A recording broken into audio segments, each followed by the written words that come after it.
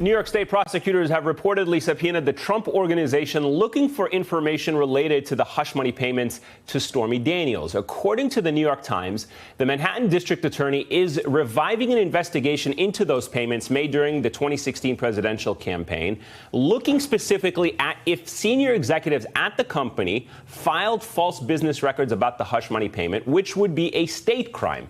NBC has not independently verified that report. Just a reminder, President Trump's former fixer, Michael Cohen, is currently in prison on charges related to the $130,000 payment to adult film star Stormy Daniels. I am joined now by Glenn Kirshner, a former federal prosecutor and an MSNBC legal analyst, and Doug Burns, a former federal prosecutor, joins us here on set. Glenn, let me begin with you, first of all. What do these new subpoenas tell us about what state investigators might be looking for specifically as a criminal act? Well, Eamon, it tells us that they're looking to see whether these hush money payments may have violated state laws, not just federal laws.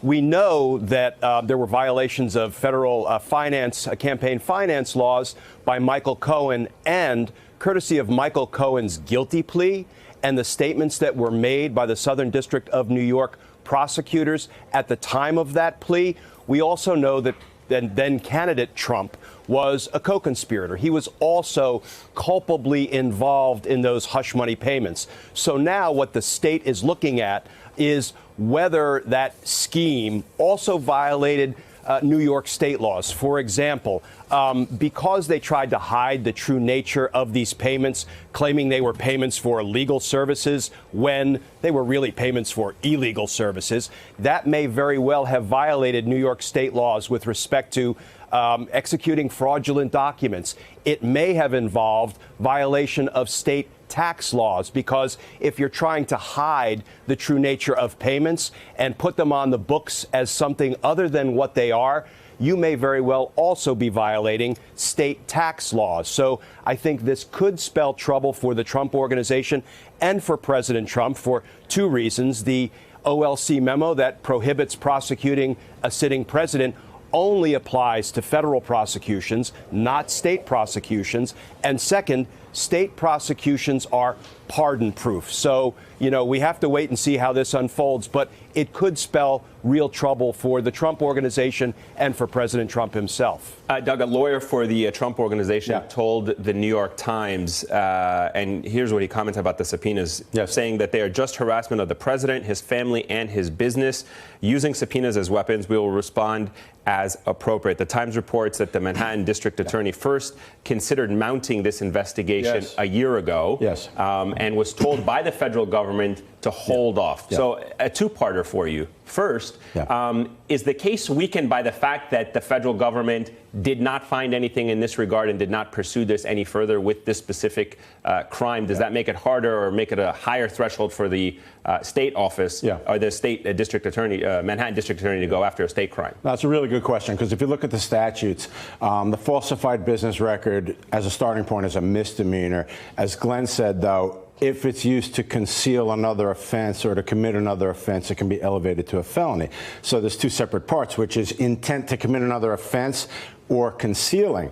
So the point is, intent to commit another offense, the defense is going to be, wait a minute, the Southern District declined to go forward. That's not dispositive, by the way, but it weakens it tremendously. So it's a very good point you're making. But on concealing, you might be able to say that they listed this as a legal expense, knowing it wasn't, and they did it to conceal. So that might be it. Having said that, though, I mean, criminal law and politics don't mix. But I'm so glad you mentioned, because in fairness to the DA, Vance, the point is he wanted to look at it first. The federal government said, no, hold off. And then when they said, we're not going forward, we're closing the case, he stepped up and said, I want to look at it again. All right. So to that point, Glenn, how long could this investigation go on for?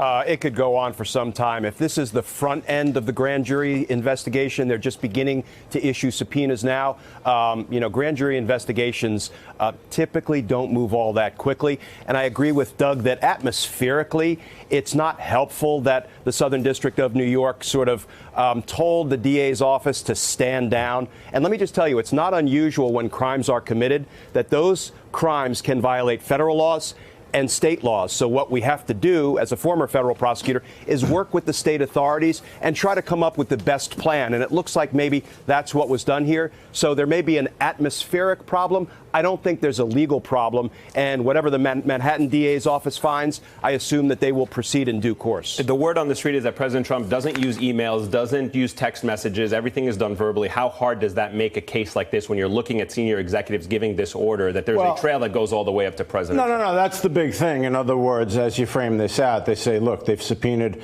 senior executives of the Trump organization. Also, AMI, the parent of the National Enquirer, got a subpoena. And the open question, I think Glenn referred to it, is would it really go up to the president's level? Unclear at this point, honestly. Hey there, I'm Chris Hayes from MSNBC. Thanks for watching MSNBC on YouTube. If you want to keep up to date with the videos we're putting out, you can click subscribe just below me or click over on this list to see lots of other great videos.